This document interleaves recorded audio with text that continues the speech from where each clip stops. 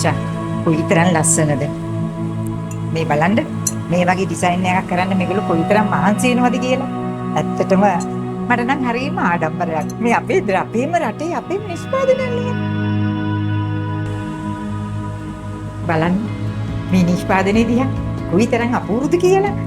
එකම දෙයින් වැඩ තුනක් කරන්න පුළුවන්. මෙතන මල් ටික තියන්න පුළුවන්, මෙතන හඳුන් කුරු ගහන්න පුළුවන්, මෙතන පාන පත්තු කරන්න පුළුවන්. බලන්න මේ එකම දෙයින්ම කොයිතරම් දේවල් කරන්න පුළුවන්ද කියලා. ඒකේ මට බලන්න මේකේ තියෙන සුන්දරත්වය.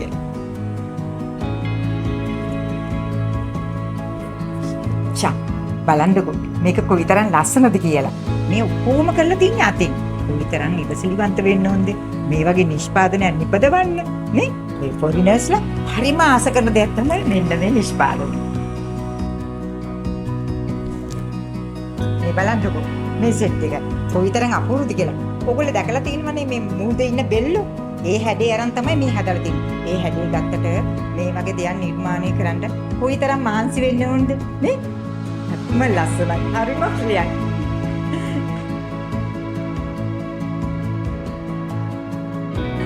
තේ බොන්න ඕනේ නැහැ. සෙට් එක දැක්කම හොතටම ඇති. තේ බිවෝගේ තමයි. ෂා හරිම ලස්සනයි.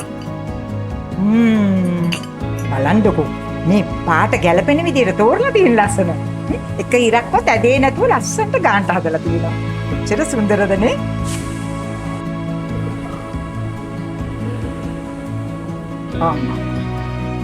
මේක පාවිච්චි කරන්නේ සුප් වලට.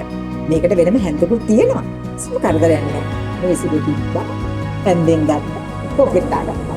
හරිම ලස්සනයි නේ?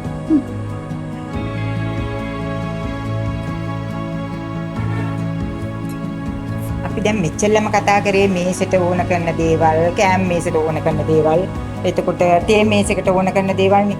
මේ බලන්නකො මේ නිර්මාණ උතරම් අපූර්වද කියලා. මේකට මල් දෙක තුනක් දාලා පාඩම් කරන ළමයිගේ මේස උඩ තිබ්බම කොයිතරම් සුන්දරද.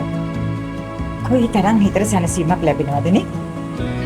මේ බලන්න තවත් අලුත් නිෂ්පාදනයක්. නේ? බලන්නකො. මේකේ සද්දේ කනට කොයිතරම් මිහිරිද කියලා. අපේ හිතේ කරදරයක් තියෙනවනේ ඒක නිකම්ම අමතක වෙලා යනවා. මේකේ සද්දේ